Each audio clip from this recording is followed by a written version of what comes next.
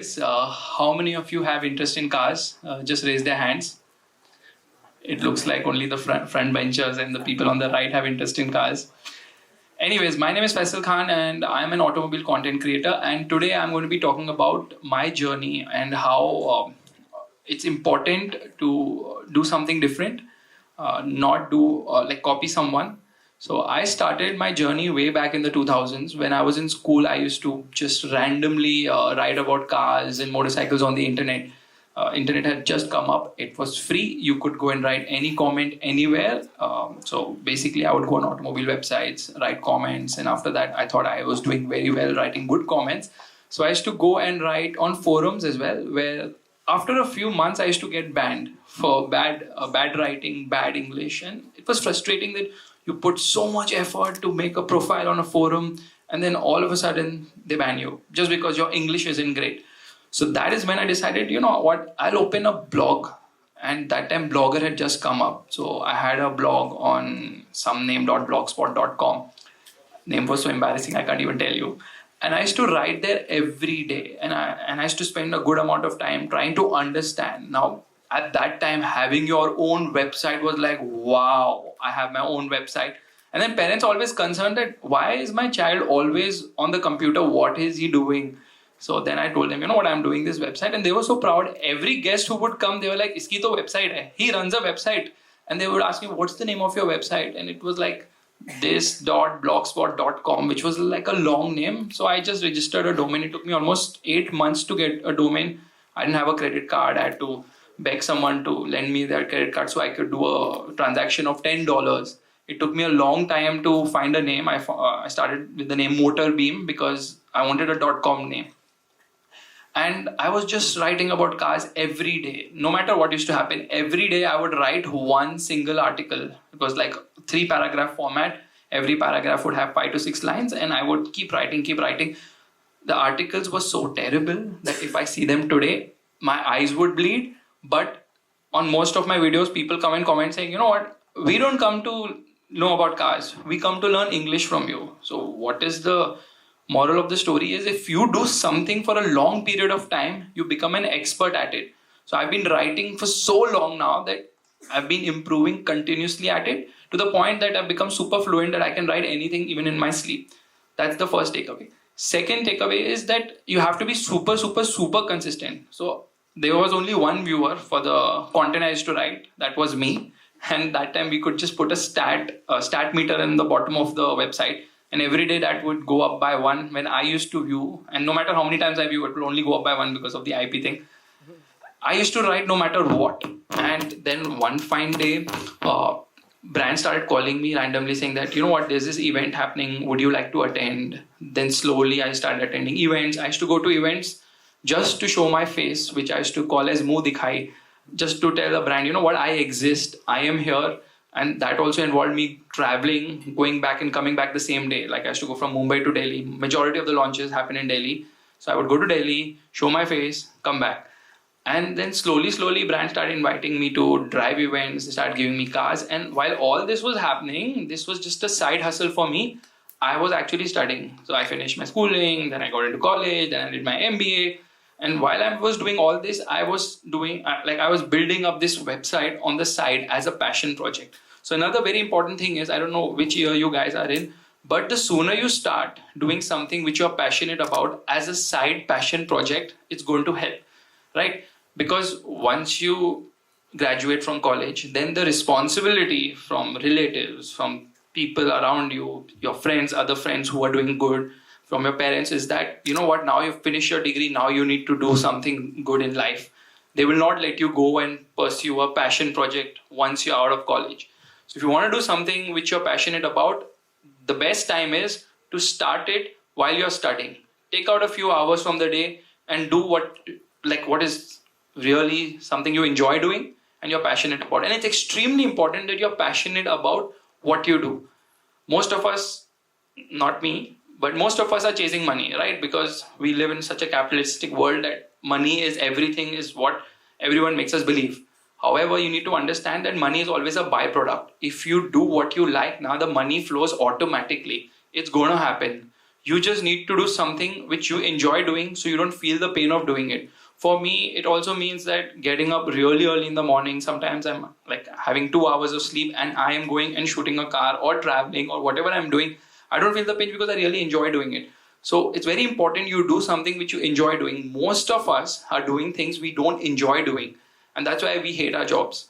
No, I mean, I don't do a job, but most of my friends, they hate their jobs. They are waiting for the weekend.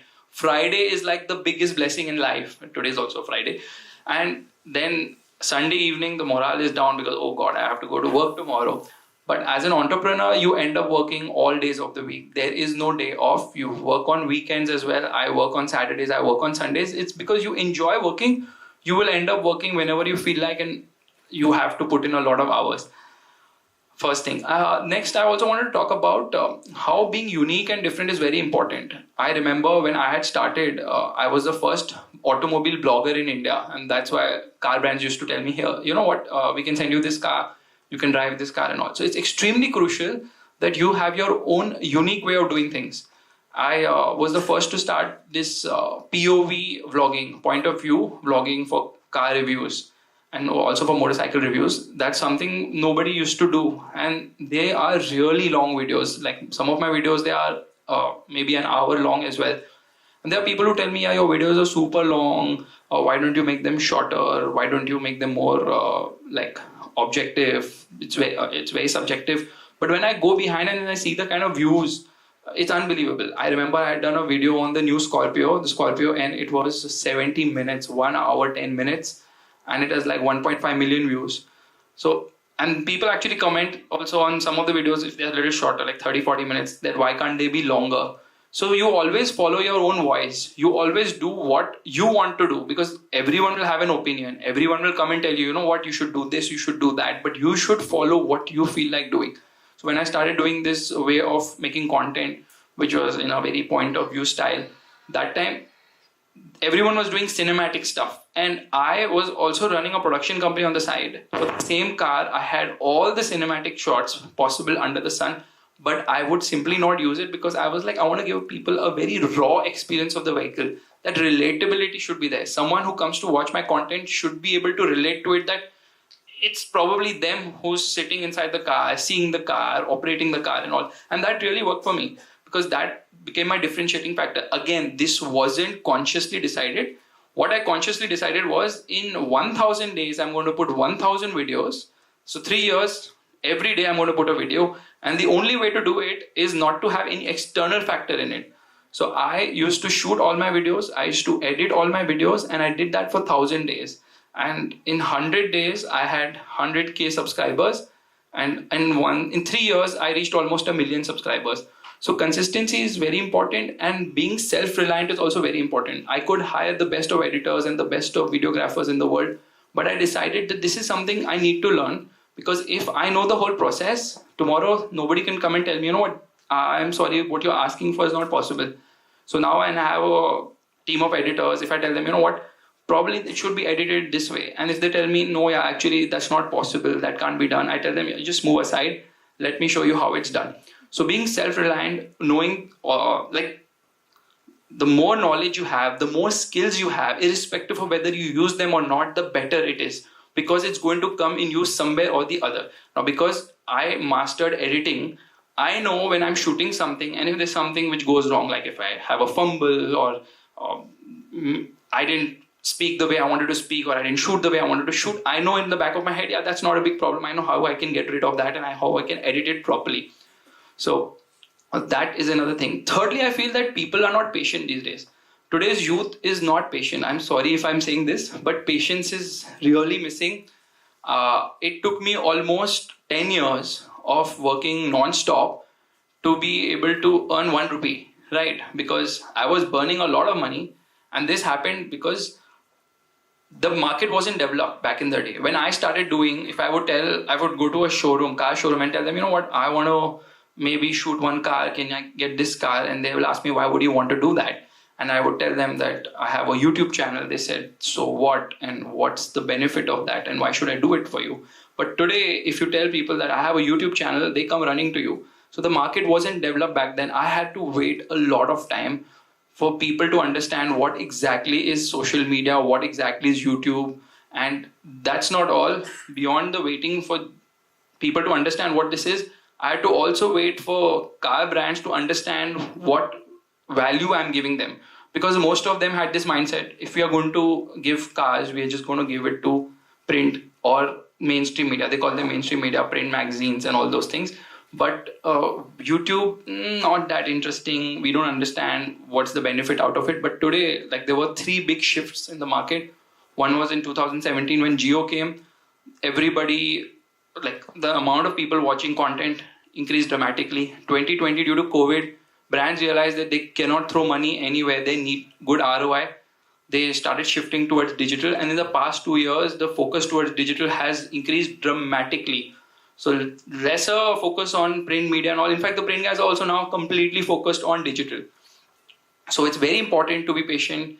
And I think I would need a conversation of maybe an hour or maybe more to tell you that how I've been super patient with a lot of car brands, going to great lengths to just make relationships, just to get the opportunity to drive one particular car, like a car like a 911 Dakar. A very rare car. I had to go to France, meet someone there, then had to go to the Middle East, meet someone there, and then finally I managed to arrange that car to drive. And again, everything, what you do in life, it should be basis your passion. You have to be really passionate about what you do. You have to be patient. You have to look at the long picture.